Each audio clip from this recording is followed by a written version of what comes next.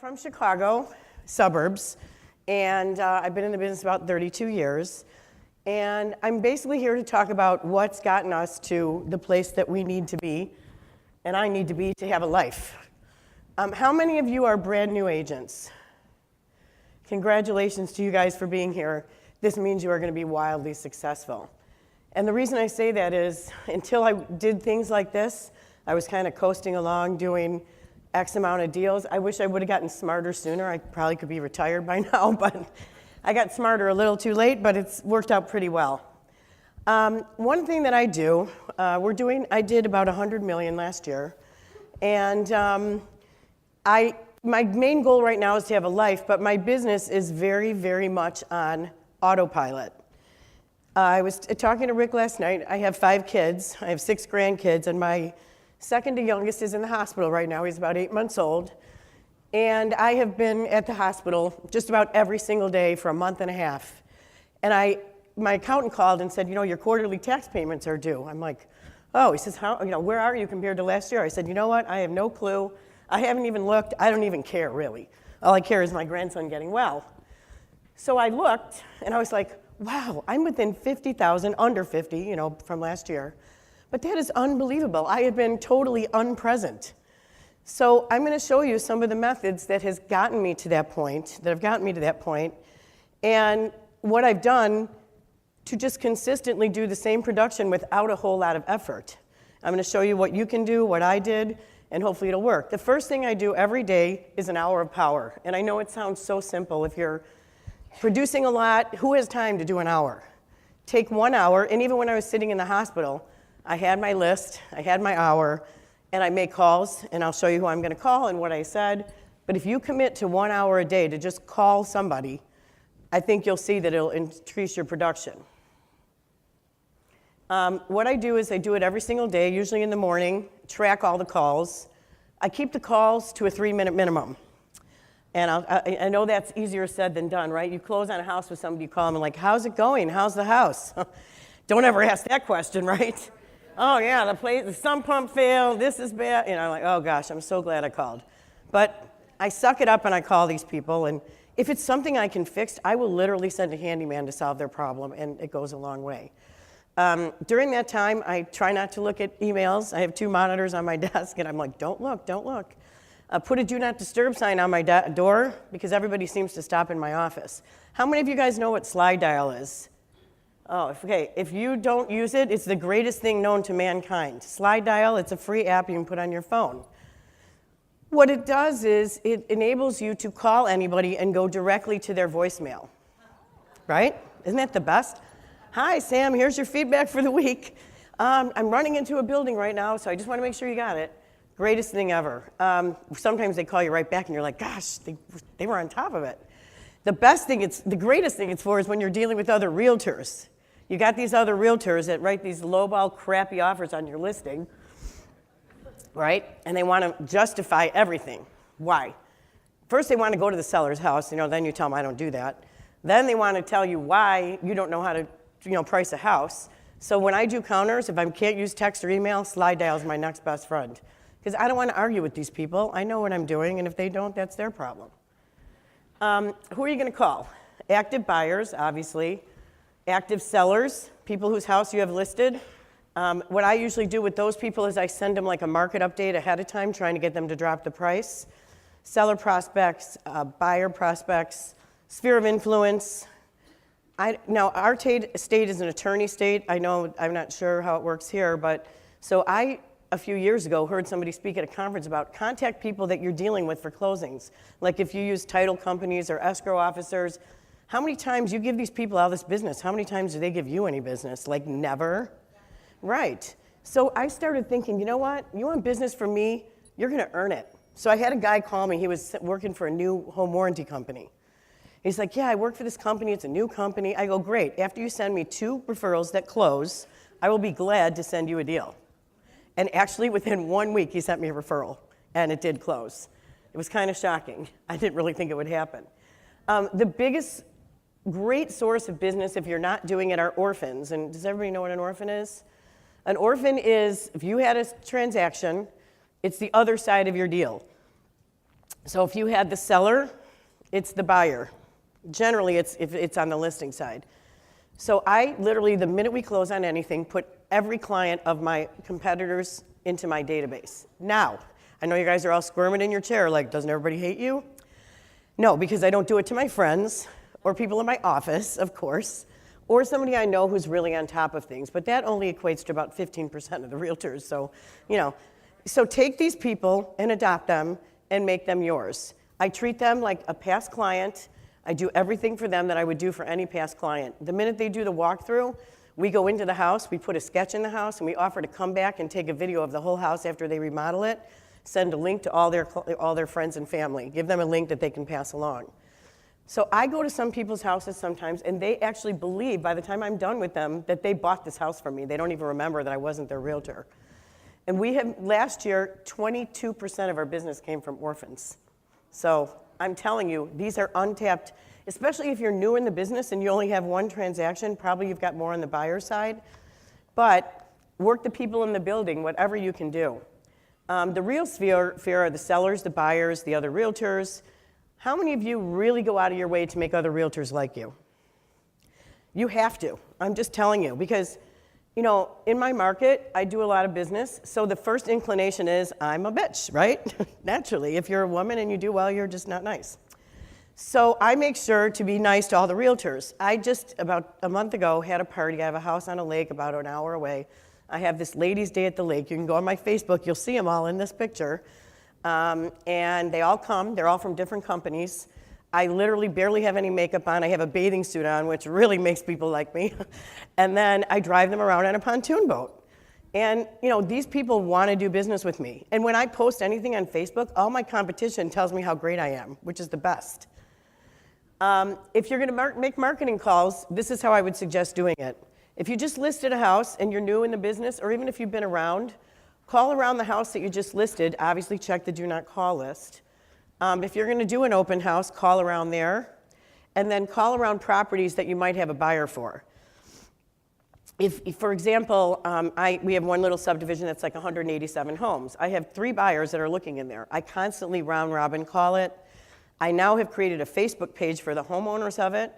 If you have a subdivision that you really work, I highly suggest creating a Facebook page for that neighborhood. That has been amazing.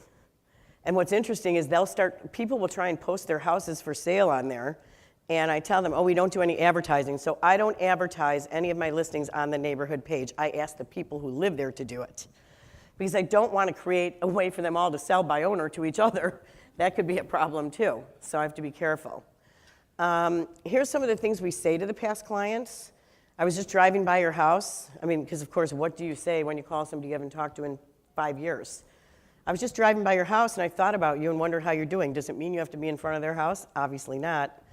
Have you ever sold a house far away from where you normally work and I'm never going to get this listing back because this is kind of outside my territory?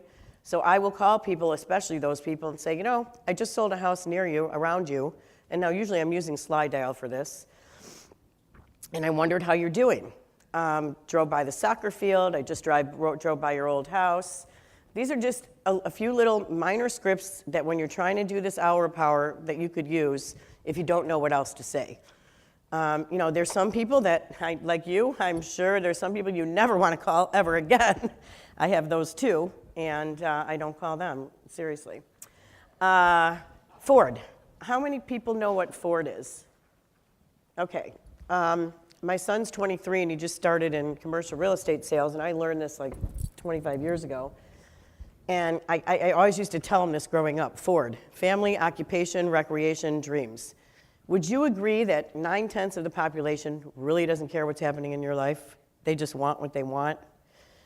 So this is a good way to get people engaged, ask them about their family, ask them about what they're doing, ask them about what they like to do for fun, and ask them about what their goals are. Generally, you can get anybody to talk. I've experimented with this at parties, at places that I go.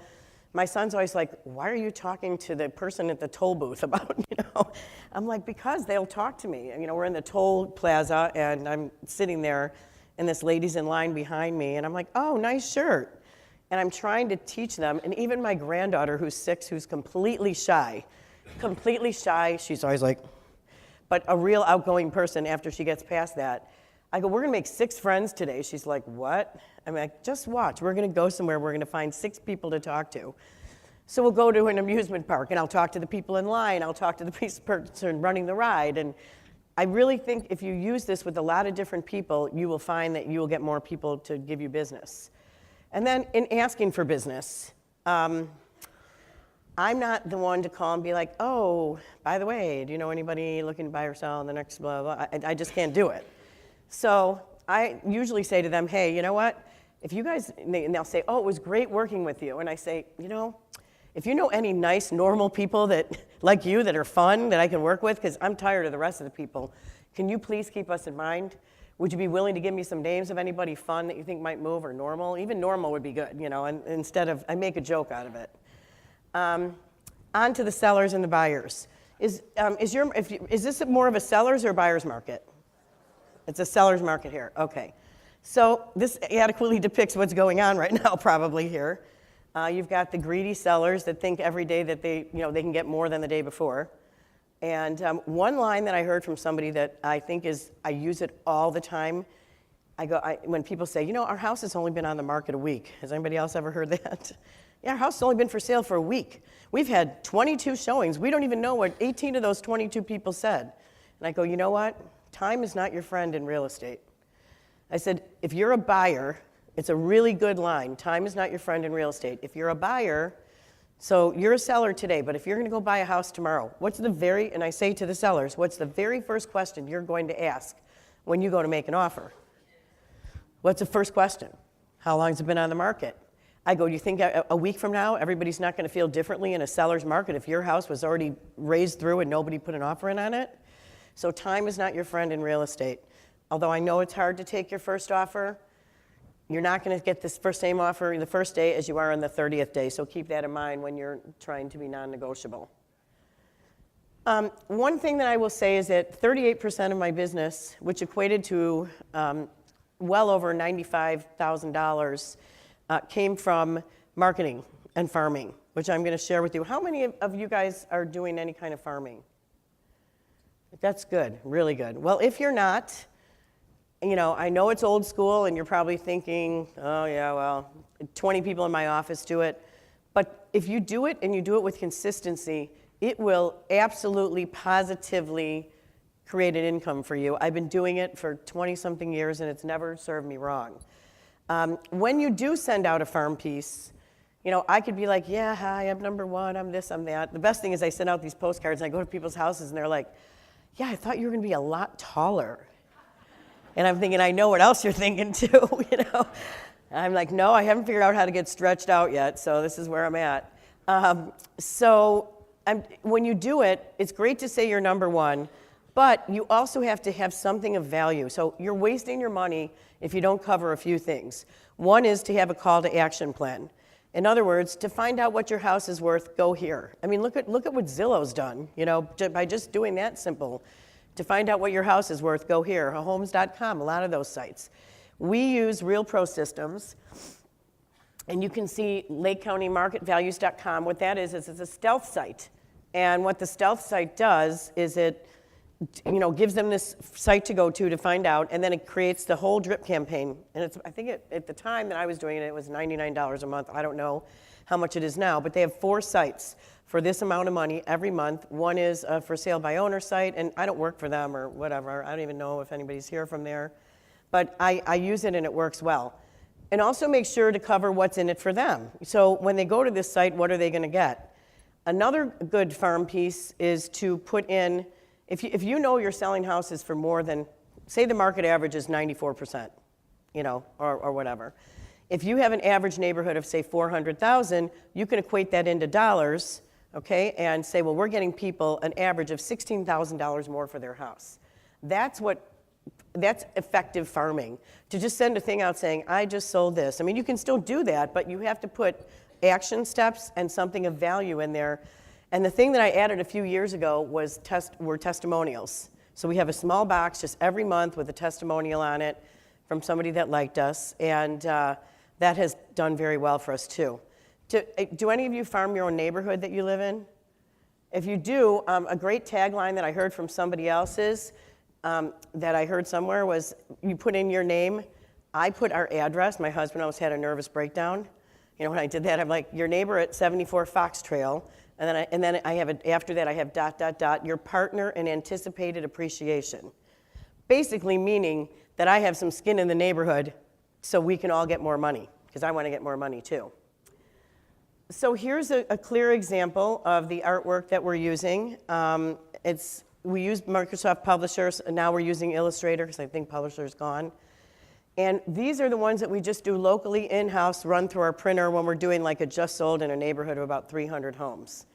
So if you're new in the business and you don't have 300, these homes to advertise, what you can do, and what I did back in the day, is I just showed what was selling in the neighborhood, in a one-line report type style. That is, if your MLS allows it.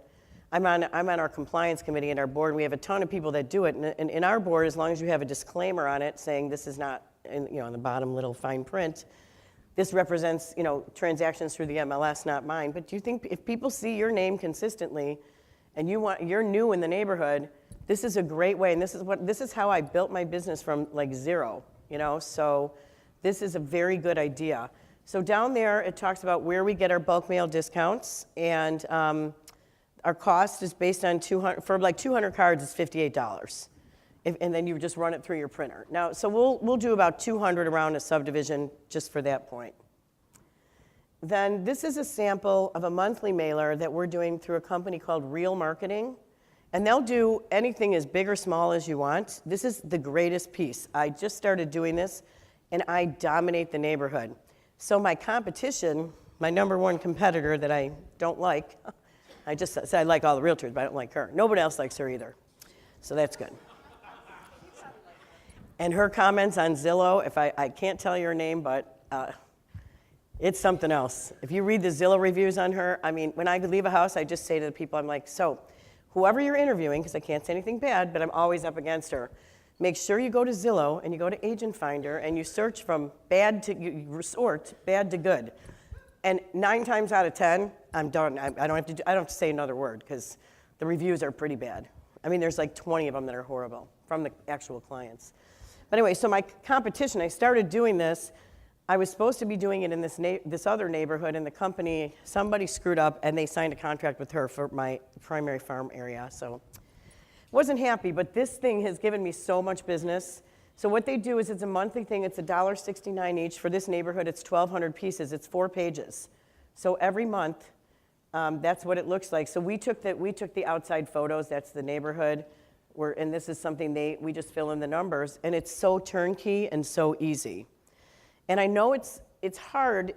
You're probably looking and saying, well, yeah, you can spend this kind of money because you're doing all this business and whatever. But I spent this kind of money even when I wasn't doing this much business because I had to get to that point. You've got to do something. You got to spend money to make money. And it's scary. It's scary. I was scared. I was a waitress. I was delivering newspapers. I had little kids. I was a single mom at the time. And I was literally waitressing to pay for my mailings.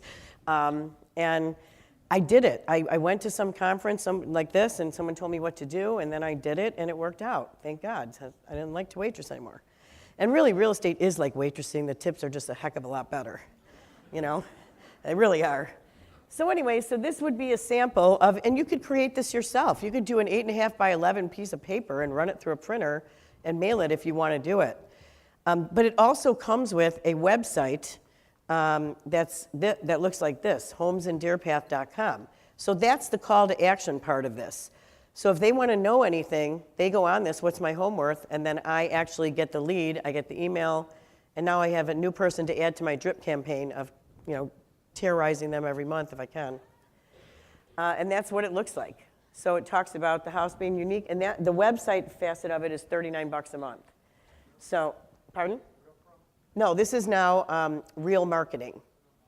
So the first one was Real Pro, which is a stealth site.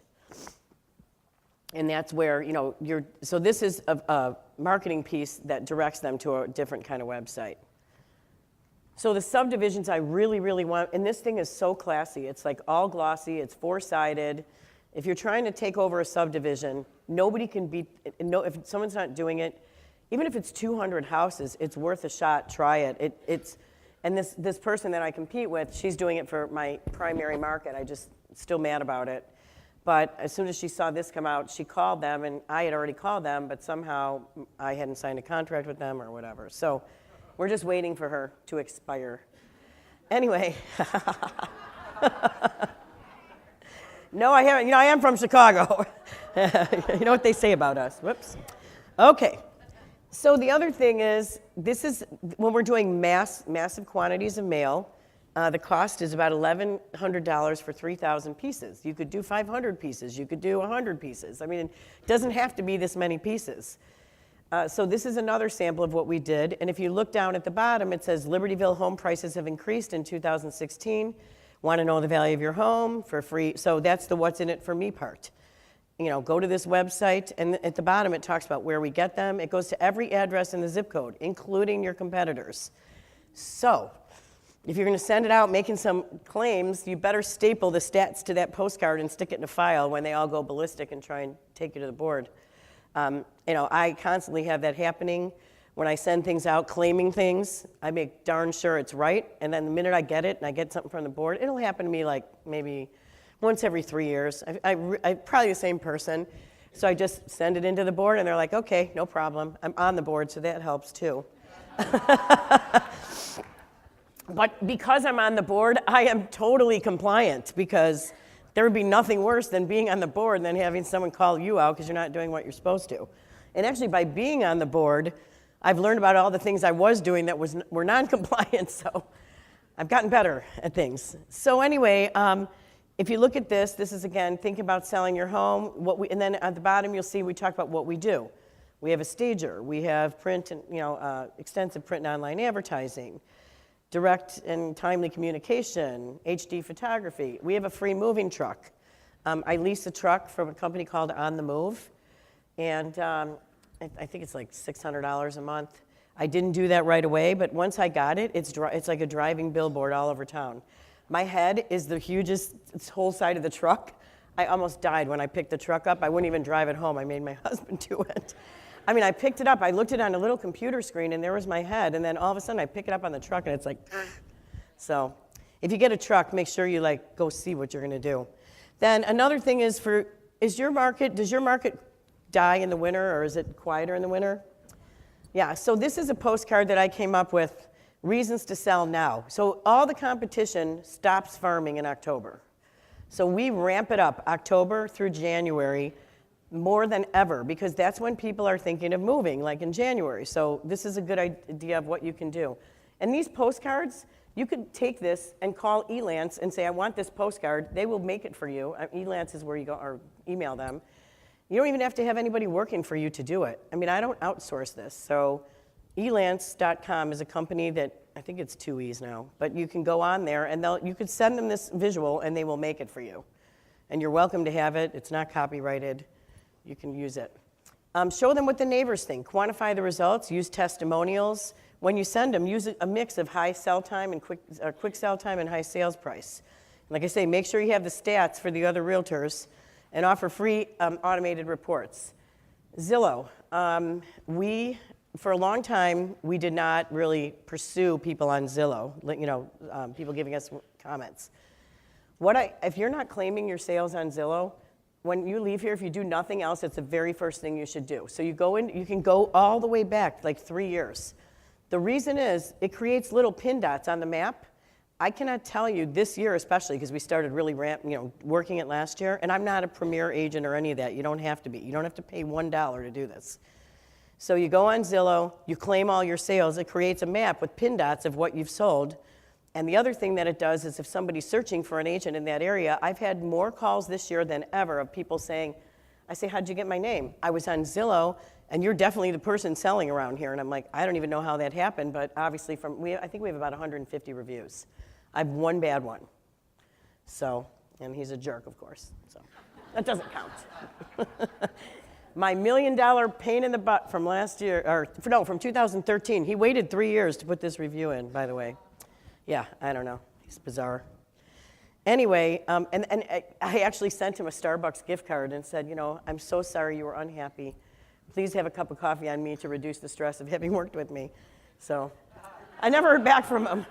Anyway, so this is another testimonial postcard that we do. And now I'm going to talk to you about listing appointments, CMA, paperwork, all that type of thing. So when people call in for a listing appointment, I used to ask, why are you moving? Right? It's just like the logical question. But one time I asked that question, this lady goes, you know what? It's actually none of your business. I'm like, wow, I can't wait to work with you. Yeah, it's going to be a great time. Anyway, so I thought, and then I figured out she was getting a divorce, she was going broke, and I thought, that is kind of a personal question to ask when you don't even know the people. But you got to know before you go there what their motivation is, how pressing the issue is. So now I say, do you have a place to move? Do you know where well, we want to sell our house. Great. Do you know where you're moving to? You're going to get the answer to why are you moving, because they're going to say, I'm going to rent. We're going to go. He's going to, you can find out anything. I lost my job. I mean, they're going to tell you where are you moving to is a key question that I've never, ever deviated from, and I find out what I want to know. And I have people going, sometimes you'll say, where are you moving to? And they're like, we're not moving. Okay. Yeah, we just want you to come over and tell us what to do because we're going to move in like 5 years. And I'm thinking, can you come over Saturday at 4? No. How soon do you need to be there? That tells you if they're motivated. How long have you lived here? Now, in the days of short sale, that was a very pertinent question. Oh, yeah, we bought in 2006. Okay. How much did you put down when you bought your house? 5%. Okay. Have you ever heard about short sales? Yeah. And what are you looking for in the agent you select? And evening appointments, I really don't like at all. So my story for evening appointments is, I'm so sorry, I have continuing education every day this week. And I'm getting educated out of how to be home for dinner, I'm saying to myself. But I didn't say continuing education for what. So anyway, so always ask the right questions. Avoid sellers who are time vampires. Have you ever been at someone's house and they're like, yeah, would you like a glass of wine? No, thanks, I don't drink on the job. We're having pizza.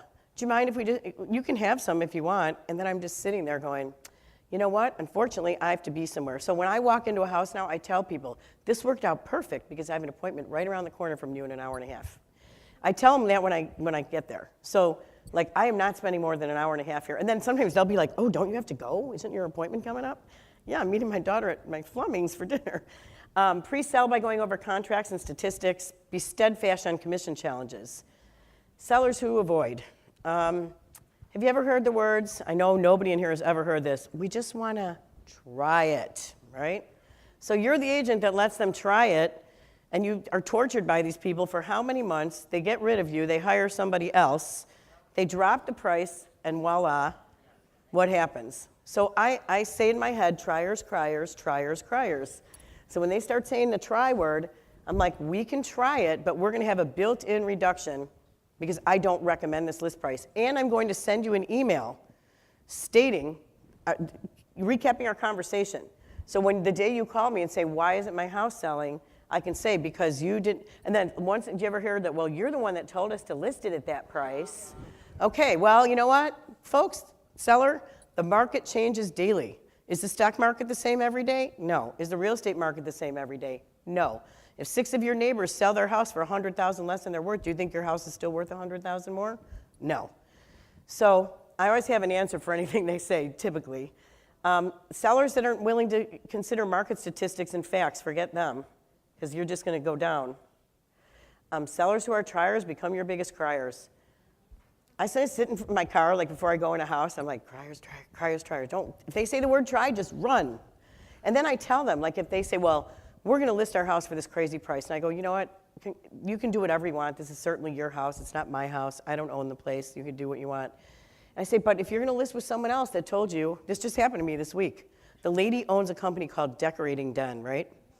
And so I'm thinking, oh, her house is going to be beautiful, right? I go in there. It looks like an episode of Hoarders. I mean, there are sample draperies, I'm going, and she's like, so we walk into the first room, which is painted like this hideous robin egg blue. Sorry if anybody likes that color. And the trim is like off-white, and I go, so let me, I always say, and so I don't insult anybody, could you let me know as we go through your house what you're planning to do? And so I said, so let me know what you're planning to do. She said, well, I'm not doing anything to this room. And I'm like, oh my gosh, you own the decorating den. Are you kidding me? All the light fixtures are, brass, but I'm going, oh Lord. So I'm telling her all this stuff. She's like, this other realtor told us we could go well over 500. And I said, then you know what? I can't list her house for that. But if you want to go well over 500, I want you to have something in your listing that the day that agent asks you for a price reduction, that you are changing agents, and ask them if that's still the price they recommend. That has been so powerful. And I say, and please, I beg you to call me back. I said, I don't want to be right. I said, I just want to be a realtor, but I also want to be professional, and I have an ethical responsibility to tell you the truth. I said, so I go on the line of ethics. So I have an ethical responsibility to tell you what your house is really worth. I said, I could tell you your house is worth $650 right now, and you might hug me and think I said, hopefully you're not that dumb, that you would believe that, but if you are, great. But the first time that agent asks you to drop the price, say the listing is terminated, and then ask them the question again, and they start laughing. I'm like, yeah, anybody can tell you anything. So do you guys have Cloud CMA? Do you know what that is? Okay, I don't know. If you don't use it, it's the greatest program. It is the easiest, simple. I can do a CMA in 32 seconds. If you don't use it, I highly suggest at least checking it out. It's also great for buyer tours. So we are completely paperless for all our market analysis. I use an iPad Pro, which is the bigger screen iPad. I put it on an angle. I have a clicker that moves through it.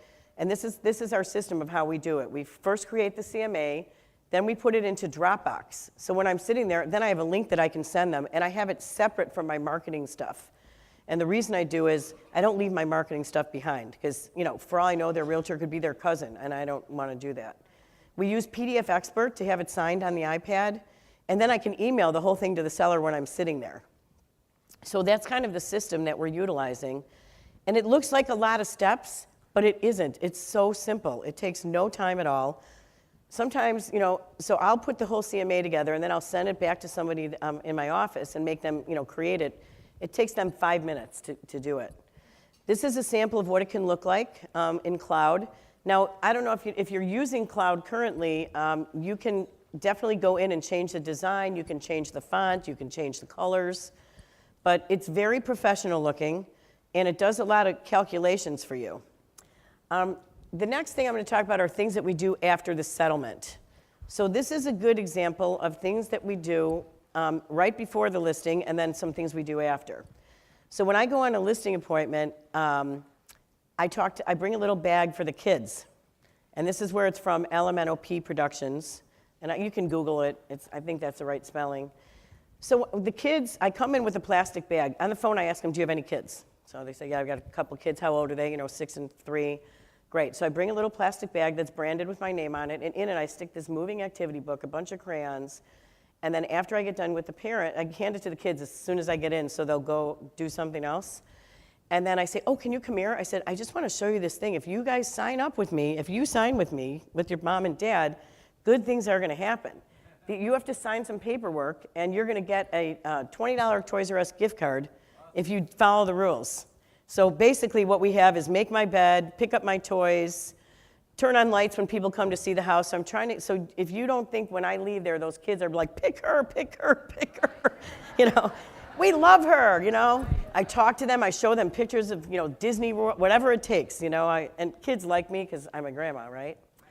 So another thing that you can use for CMA statistics, has anybody ever heard of this site? It's FHFA.gov. FHFA.gov is a site where you can literally type in the area that you live in, the quarter that they bought in, and the date today, and it'll calculate what's happened in the market. And we know the government never lies, right? So this is a very believable thing. So when they state, well, I hear this all the time. Well, we heard the market is so much better. It's better, but it's not back to where it was, for sure. For getting a longer listing agreement and commission challenges, this is another one. Now, I don't own my office. I'm an agent within an office. And so I always say, my office has commission minimums, which we really don't. But they don't know that. The only time that backfires when they go, some other guy from your office came here and said he would do it. I'm like, oh, I'm in my office, within my office, I don't know, what are you going to say? So I say, I don't own the office, so it's not up to me. And then I say, don't you think it's fair that if you're asking me to invest my money in marketing your home, that I at least get to list it for at least average market time? So in my area, market time can be anywhere from 5 days to 180 days. So of course you don't use that when it's 5 days, because then you just have to prove value in negotiating. Big thing, big thing. Don't forget to thank them for calling you. When you walk into someone's house, I guarantee you, nobody else, as soon as I walk in the door, I go, hi, I'm Leslie, nice to meet you. And then I say, I just want to thank you so much for calling me. And they're like, oh, you're welcome. You see their guard go down 150%.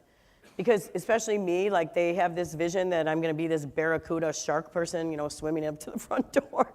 And so I always say, thank you so much for calling me. I really appreciate it. I really appreciate this opportunity. And they're like, oh, you're humble. And you're not. Sometimes they'll say, you're so nice. Like, we're so shocked that you're nice. This is a note when I use this saying about, I can't change the commission. It's not up to me.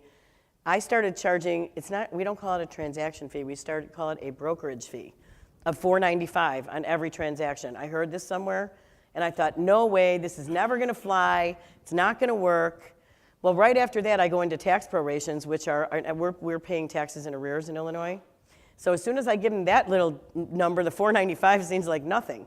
Well, that enabled me to hire a whole nother full-time person because, of the number of transactions. We're doing 300 transactions. So, you take that, and even if you're doing 100, you could hire somebody part-time or 50 or whatever you're doing. You can use that money to help yourself get more business.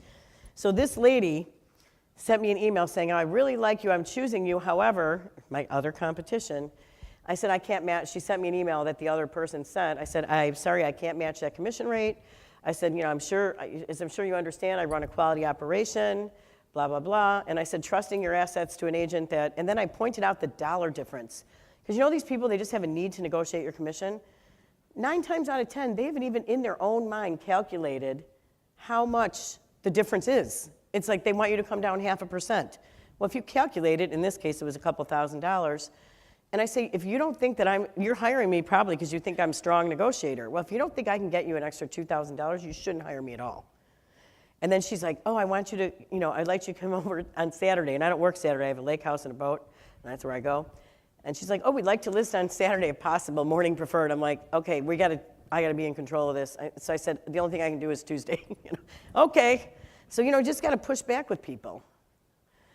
Listing paperwork, this is something we do. If I go on an appointment and I hand them listing paperwork and they're not ready to list, I leave a listing agreement behind. And we do use DocuSign more and more now, but for the older folks, I leave this behind and I give them a homework instruction. So if I have to meet them again, which I will never do back in their house. So if I go on an appointment, I do a one-step appointments, just that's how my market is, I can do it. But I don't have the price filled in, of course, when I go there, but then when I send them the link, I fill it in. But this way, when I go back, I say, oh, did you see the homework in the white folder? Have you gotten through most of that? Saves me a ton of time. So very rarely will I go back to the house unless they're, really old. Most of the time, they call me and say, I'm ready to list. My first line is, okay, we'll send you the paperwork via DocuSign. If that doesn't work, and they say, oh, no, we don't want to do it electronically, I'm like, okay, when can you come back, and when can you come in the office? We used to have a hole in the wall from the outside in the winter that worked great. People were out of there in like 10 minutes. So, but in the summer, it's not so great. Anyway, so electronic listing agreement signing. This is a sheet that we use when we walk through houses. Have you ever been in a house and you're just so tired, it's the end of the day, and you get downstairs and you're like, oh gosh, what kind of floor was upstairs? I didn't write it down, I don't remember. Or you get back to your office and you're like, darn, did that room have hardwood? What did it have? So this is a sheet that I use as I'm going through to circle hardwood, vinyl. It makes it really methodical, really easy. I just print it up and take it with me when I go. One time I was at this house and I went downstairs and the people said, I was talking about, oh, well, this house has 4 bedrooms. Or I think I said this house only has 3 bedrooms. They said, well, we only have 3 bedrooms too. I'm like, oh yeah, I knew that. In my head, between upstairs and downstairs, I lost a bedroom. I don't know. So anyway, these are sheets that I have every seller fill out and sign, so they have accountability. Did you ever go to a house and they go, oh yeah, all our windows are newer, okay? Or our dishwasher's brand new, and you're like, oh, did you buy it in 2017? No, I bought it in 2000, it was brand new in 2013. So, but then they have a home inspection, and the agent's on your case because they said, oh, you said the air conditioner was brand new. It's not new. So this form gives them a little accountability to actually write it down and look it up. How old are these things? That way, if somebody calls in, like an agent, before they write an offer, it's all here. We just email it to them. This is a sample of a photo appointment confirmation email. So we outsource our photography, but this is how to prepare. So you put this in your Outlook one time, and the minute photos are scheduled, you never have to do this again. You just send it to the people. In other words, you save this as a draft email, and you just use it over and over and over again. So you don't have to keep reinventing the wheel. We also have them fill out a showing instruction form, and this is all in the folder when I'm there. How do they want the showings to work? Do they have a dog? Do they have a cat? And once they fill this out, this helps us create the data that we need to put into the system up front. Big thing, if you're not doing this, I highly suggest doing it. The minute you do an MLS, before we publish anything, we send them an MLS draft. We make them sign it. And we give, if you look in there, please understand, we talk about the fields, we talk about the listing agreement, and we basically tell them, hey, if you write down you have granite counters and you don't, you'll be buying some granite counters. Database plans. So every time we get a new listing, this is a sample. How many of you in here are using a CRM, like Top Producer, Online Agent? Okay, I am begging you when you leave here, if you do nothing else, find something. There's a million of them. There's Top Producer. My business went from 21 million to 4 years later doing 90 million from getting a database and not just working the database, working the systems and plans. I had a couple girls that work on my team, and they were, maybe 10 years ago, they came to me. They were working so much, I had to hire somebody else. And they came to me and said, listen, we're just way overworked, and they were getting paid overtime. And I said, well, you know what I'm going to do then? I'm going to just hire somebody else. Well, no, because we want the overtime. I'm like, well, I don't know what you want me to do. Like, you're saying you want the overtime because I'm paying you time and a half, but at the same time, you're burned out. Anyway, long story short, they're like, well, we don't know if we're going to stay. These two, they're like sisters. They started in my team, and I don't know, they're like married or something. I'm not sure. But anyway, and I tried finding someone to break that wall. I finally found the person. So I said to them, I go, I said, I love you both. I hope you stay here forever. They've both been there now like 15 years. I go, but at the end of the day, I said, you guys know how systemized I am. So if you leave, I am not screwed in any way, shape, or form, because every single thing you do every single day is in a checklist and a form. So if you do have anybody helping you, don't ever be a hostage to that person, because you'll never, they know, and that day set the tone for the rest of it. And these people are very well compensated. And even if you're an individual agent, okay, this all came about because when I was an individual agent, I was doing about 68 million by myself with one part-timer, and it was hard. And we'd be looking for checks, earnest money checks in the garbage can. I'm like, do you have the check? No, do you have the check? I'm like, oh my God, did the garbage go out today? It could be in the garbage. It was such a train wreck. So once I started doing this database stuff, it really worked. So if you're gonna have a database, there's 3 things I think you should use.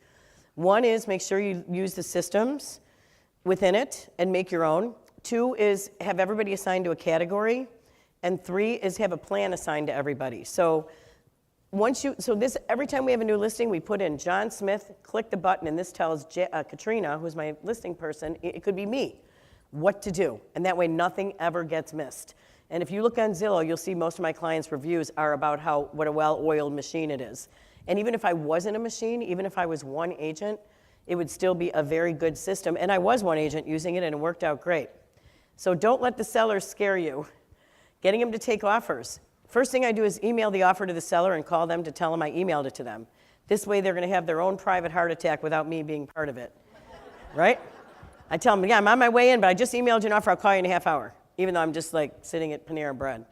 And then I know you're upset with this offer, but let's remember, be mad at all the people that didn't make you an offer. And then the other thing is prepare them for at least, you walk in a house. Most of us have been around enough. You could have a good estimate of what a home inspection is going to cost, right? So, like you look around, you're like, this place is a dump. It's going to probably be $3,000 to $5,000. So in the middle of your negotiations, tell them, remember, this is our sale price, but while we're negotiating, keep in mind you're probably going to be giving back at least $3,000 of this. So keep in mind, I said, let's charge the buyers for it up front so we can just give it back to them later. So if they only ask for $1,500, I'm like the best person that ever lived for them, you know. And we do get an offer. This is what goes on. We send it to the seller looking just like this. This is a template that we send out, and we dumb it down. So if you have a team or anybody helping you out, when I get an offer, I just send it to that person, and then they send it back to me like this, and they send a seller version to the seller. So I don't have to sit there trying to look at it on my iPhone. All right? And you see at the top, it says, let me know when you want me to send it to the seller. Why? Because I don't want to be interrupted if I'm doing something I want to do. So this is what goes to the seller. And see in the yellow where I have, we can't be held responsible for personal property items that are incorrectly conveyed. So in other words, it's your job to look through. So we point out, if you see, we're pointing out the differences between what's in the listing agreement and what's in the offer. So when they turn around and say, I just had this, they say, well, it was on a buyer that I actually had, my friends, and they didn't want the freezer in the garage. So I sent a summary of this to the other agent because it was her own house and she's a total whack job. So I'm like, listen, here's what we don't want. I knew so we get to the walkthrough and there's this old crappy freezer, right? And she's like, you told me, you never answered me. I go, here's the text, and here's when I first sent you the offer saying the buyers are asking that you remove the freezer. She's so mad. She goes, I called ComEd. They can't be here till August 24th. I'm like, well, that's not going to work for them because they have a freezer they're bringing in. So I just we have attorneys, so they handled it. Anyway, but she wasn't happy. And this is a great one if you have multiple offers. Create a spreadsheet for your sellers like this. I'm sure you're experiencing that here. So take this spreadsheet, have the buyer name, have the offer price. So it's so much easier for them to look at multiple offers in this fashion. I mean, if you have 15, obviously take the top 3 and do it. But this is a very easy way. And if you have a team or somebody helping you, they can do it for you. If not, you can do it for the sellers. It's simple. And it helps them identify the differences. And prepare and send stats with offers that you write. You send pictures if you're working with buyers. Give statistics. As a listing agent, I love when buyer's agents send me relevant data that I can pass along to a seller to try and get the deal done. Because then it's like being the doctor and the nurse. I'm not delivering the bad info. These are just some various reports that we send, and then all our contracts are signed via DocuSign. I cover database plans. You guys can use all those. I know I'm breezing through here, but they're self-explanatory. This talks about when the house goes under contract, what's going to happen next. Everybody wants to know. These are all templates. So you only have to do this one time, and then when you have your system, it's going to tell you when to send your home goes under contract email. And these are helpful hints for the inspection. So these are all just things that you can do. Buyer books, we write offers with them. We use these. This is in cloud too, a home buyer handbook. This is a great, great piece. So I would highly suggest using Cloud CMA for buyer books and a resume. When we meet a buyer, we have a 3-ring binder printed with this in it, and it even has lines for notes after every house. For buyers, you don't want to be in a multiple. However, the house that you buy is going to be the comp that you're going to try and make an offer based on tomorrow. So the house that you don't buy today is going to be your comp for the next house you're going to try and buy. So know the stats, bring samples of what's sold, even in this market. And these are things that we do from buyers right after the accepted contract. And I'm just giving you these samples so that if you decide to buy into the database plans, I'm telling you, you will be the happiest person if you do it. These are all buyers, for the buyers things. If you do want to get help, I've included a few ads that you can possibly use for the future and some things for people signing up. How many of you are familiar with DISC? DISC, D-I-S-C. Okay, another thing, if I give you nothing else today, that. This is a little test you can take. More than likely, if you're a realtor, you're a DI. D is a dominant director, I is influencer, socializer, S is a sensitive kind of, I don't know, that's what I call them, and C is very calculated, very engineer-like. If you go to a house and you figure out what kind of seller you're talking to and you talk to them in their language, you got it made. Same thing with hiring. This is a sample of an ad that when we do hire, we have people fill this out and write a description of the room. Even no matter what job they're applying to, it tells me a lot about their grammar, their punctuation, and their ability to copy things and have. I had somebody who told me, I wrote a whole catalog, detail-oriented. She wrote this, she spelled every third word wrong, and the spelling was right above. I was ready to hire her, and that saved me. Another idea is use My Outdesk, which is if you want to do any of these things and you don't have help, It's run by, I think, a Keller Williams agent that started it, and it's totally real estate. I think it's in the Philippines or somewhere. And you pay the company and they pay whoever, and it's like $8 an hour to get anything done. You could leave here today, hand them anything you see today, and they will literally do it for you. Odds and ends, these are the things I like the best. Fujitsu ScanSnap, if you don't have it, the greatest piece of office equipment known to mankind. Definitely, it's $450. It double scans things. It'll do 25 pages in 2 minutes. It does business cards. iPad Pro. If you want to have a team ever, you do get a lot of raving fans that way. That's my granddaughter. I convinced her that all these people were there to see her. We were at a country western concert. And she actually believed that everybody was there to see her, and they acted like it. So you just have to create these fans on your own. Biggest thing is have you time. I don't give out my cell number, ever. I don't give out my home number to clients. I tell them, if you want me, email me. Of course, once I call them, then they've got it. But I try to keep it to a minimum. And allow having more you time. If you have any questions, please feel free to email me if there's anything here that you want that you can't get in the right format. You're going to get a link to it all. But sorry I had to rush through the end, but I didn't want to take up the next person's time. So thank you very much. Let's give her a big hand, you guys.